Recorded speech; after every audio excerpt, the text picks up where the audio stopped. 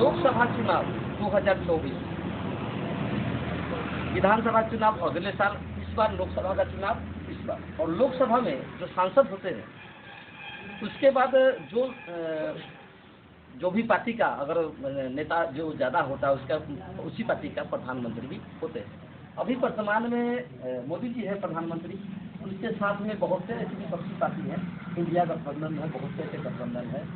सभी नेता वो नीचे से लेकर चाहे ऊपर तक वो जब चुनाव जीतते हैं तो संविधान की शपथ लेते हैं। और क्योंकि देश के प्रधानमंत्री मोदी जी हैं, और जो आपके लोकसभा संसदीय क्षेत्र का जो होता है नेता सांसद होते हैं, और वो सांसद लोग आप जिस क्षेत्र से आते हैं, और मोदी जी की बात आप भी इंडिया में नहीं, आप विदेश में रहते हैं। पहले तो बता दीजिए कि मोदी जी के बारे में वहाँ की क्या लोगों की जो बाकी जो इंडियन बाहर रहते हैं उनकी क्या फीलिंग उनके मोदी जी के कारण है, वो हमें बता दीजिए और अपने नाम के साथ।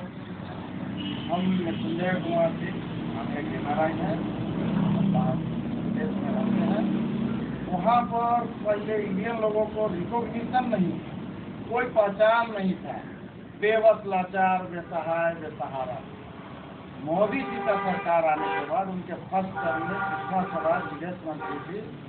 उस टाइम से ही विदेशी लोगों को, जो इंडियन लोग हैं वहाँ पर विदेश में, भारत के लोग जो है उनको रिकॉग्निशन मिला, उनकी समस्याओं का समाधान किया जाने लगा। एम्बेसी में जाने पर कोई सुनता नहीं था पहले, कांग्रेस के शासनकाल में या उससे जो भी पहले के शासनकाल में। मोदी जी का जब सरकार आया, सुषमा स्वराज जब विदेश मंत्री बनी, तो वहाँ पर तुरंत समाधान होने लगा लोगों का एम्बेसी के द्वारा। वहाँ कोई फंस गया है, किसी को सैलरी नहीं मिल रहा है, किसी को पैसा नहीं दे रहा है काम करा के, तो गवर्नमेंट से कांटेक्ट करके एम्बेसी और उसको सहायता प्रदान करने लगा। तो लोग बहुत खुश हैं मोदी सरकार से। एज ए NRI हम बहुत खुश हैं। और बाकी जो अपने देश में जो विकास कार्य हो रहे हैं उसके प्रति आपकी क्या सोच है, और जो संविधान संशोधन, बहुत से ऐसे कानून को संशोधन किया, उसके प्रति आपकी क्या सोच है? मोदी जी ने बहुत सारे संविधान में सुधार भी किया है। संविधान में बहुत सारा अमेंडमेंट हुआ है, जिसमें नंबर 1 पे है 3 तलाक, जिसको खत्म करवाए। जैसे पहले के शासनकाल में, अंग्रेजों के शासनकाल में सती प्रथा नाम का चीज हुआ करता था, जिसको राजा राम मोहन राय ने आंदोलन करके और उसको अंग्रेजों द्वारा खत्म करवाया गया उस प्रथा कानून बनाकर। वैसे ही 3 तलाक को कानून के द्वारा खत्म किया गया उस प्रथा को, जो गलत था। मुस्लिम औरतें उससे उत्पीड़ित थी।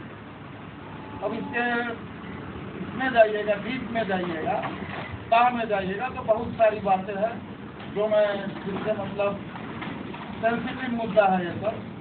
इससे लोगों का भावना भड़क सकता है। जैसे कि देश में अब मोदी जी प्रधानमंत्री, हाँ, उनके 300 या 400 जो भी सांसद बने, हाँ, तो क्या उनका भी तो सोच बनता है कि जिस सांसद को हम चुनाव में खड़ा होने के लिए भेजे, उनकी भी तो दायित्व बनती है कि 5 साल अपने संसदीय क्षेत्र का किस तरह से विकास करें, और वो क्या विकास कर पाए हैं 5 सालों के अंदर, उनका भी रोड मैप तैयार करके वैसे लोगों को चुनाव में खड़ा करें, ना कि चुनाव में खड़ा होने के बाद, जीतने के बाद 5 साल तक नजर भी नहीं आती। इस विषय पर आपका क्या कहना है? उस विषय पर तो हमको कहना है कि वैसे लोगों को आप जो है उससे पूछिए, जब आपसे वोट मांगने आता है, कि आपने इस क्षेत्र के लिए इस 5 साल में क्या विकास किया।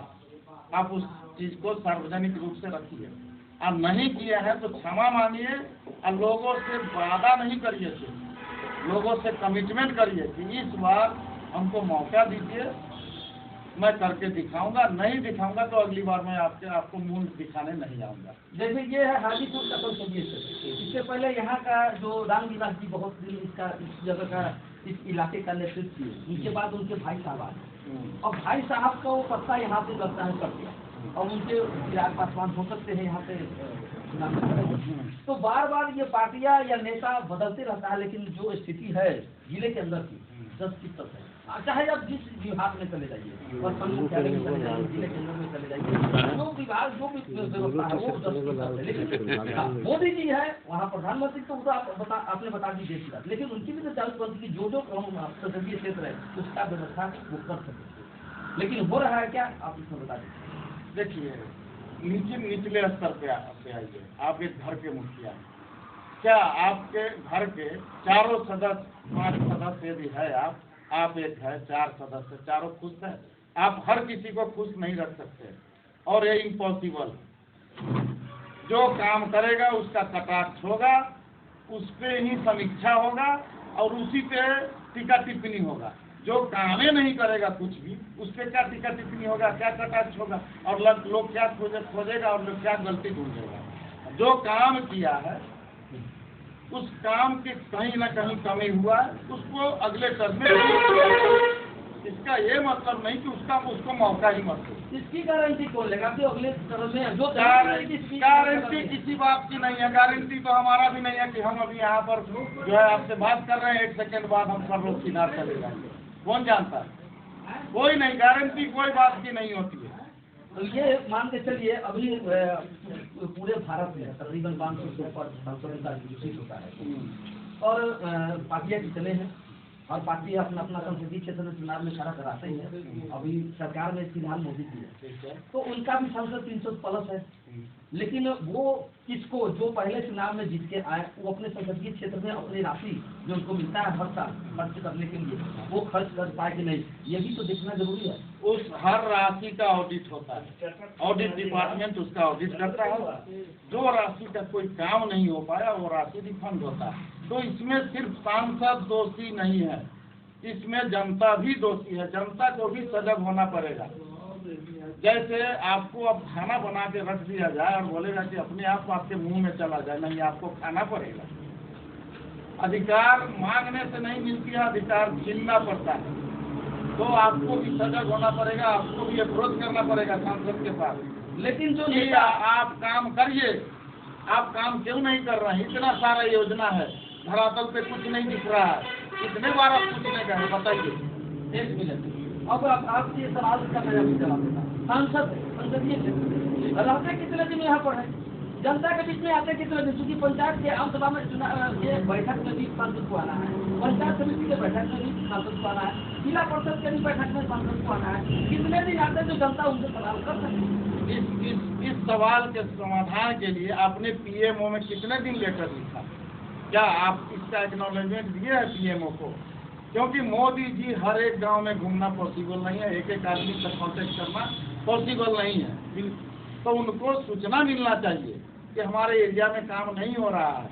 आपने पीएमओ में लेटर भेजा, एक्नॉलेजमेंट दिया। रही बात पीएमओ की बात कर रहे हैं, हर स्टेट में हर पार्टी का अपना अपना नेता होता है, हर स्टेट में उसका पार्टी का अध्यक्ष होता है। उनकी भी जिम्मेदारी बनती है कि हमारे जो स्टेट में जो सांसद है वो अपना काम सही ढंग से कर रहे हैं कि नहीं, उनको भी तो करना। जनता ही सारा करते रहे तो वो लोग इसलिए जनता ही मालिक है। नेता जब चुनाव में खड़ा होता है तो कहता क्या है कि हम आपकी सारी समस्या का समाधान हम करेंगे, आप हमको वोट दीजिए। आप 3 घंटे लाइन में खड़े होकर हाथ में आधार कार्ड लेकर के जाते हैं, लाइन में खड़ा वोट देते हैं, और वो नेता भी आप लोगों को भूल जाते हैं। हम कहाँ तक ढूंढते रहे? तब आप ही बताइए किसको चुना जाए।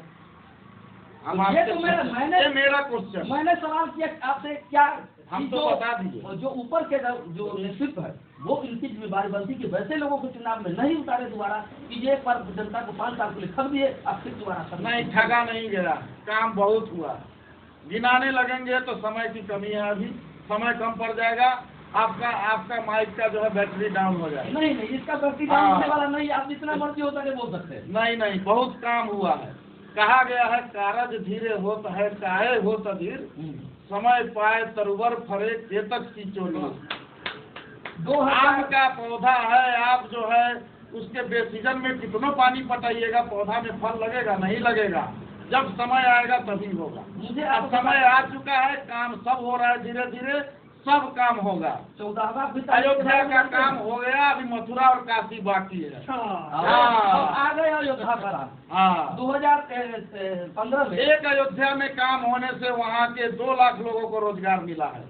सारे लोगों का 12 न्यारा हो रहा है, सब पैसा कमा रहा है, अच्छा पैसा कमा रहा है। वहाँ पर टूरिस्ट आ रहे हैं, टूरिस्ट हब बन चुका है अभी इंडिया का सबसे बड़ा टूरिस्ट हब बन चुका है। तो वहाँ के बिजनेसमैन को फायदा है, वहाँ के नौजवानों को फायदा है, सब कुछ न कुछ बेच रहा है, सबको फायदा हो रहा है।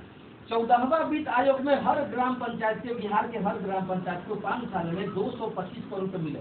क्या आपको लगता है वो 225 करोड़ ग्राम पंचायत में खर्च हुए हैं कि नहीं? 225 करोड़ पूरी सरासर झूठ है। उसका आप ऑडिट ला के दीजिए, दिखाइए, तब हम विश्वास करेंगे। 5 साल में 225 करोड़ एक पंचायत को मिल ही नहीं सकता है, उसका बजट ही नहीं है। आप एक काम कीजिए, 5 साल में एक पंचायत में, जहाँ तक हमको जानकारी है, एक पंचायत में एक साल में 1 करोड़ रुपया का फंडिंग आता है। 5 साल में 5 करोड़, 225 करोड़ मैं नहीं, ये सारा सब झूठ है। किसी पार्टी के द्वारा फैलाया गया या जो अनपढ़ गवार होगा वो सब फैलाया। पंचायती राज अधिनियम 2006 की किताब में मैं अभी मोबाइल में निकाल कर आपको दिखा पोथी परी जगमुआ पंडित भाया, न कोई पोथी पढ़ने से कोई पंडित नहीं होता है। अधिनियम जानकारी रखना रखो, सब जानकारी रखो। अधिनियम डाटा पे बात करो, सांख्यिकी पे बात करो, स्टैटिस्टिक्स पे बात करो। इंडिया 4% ग्रोथ पे जाएगा, इंडिया अभी 8% ग्रोथ पे जा रहा है।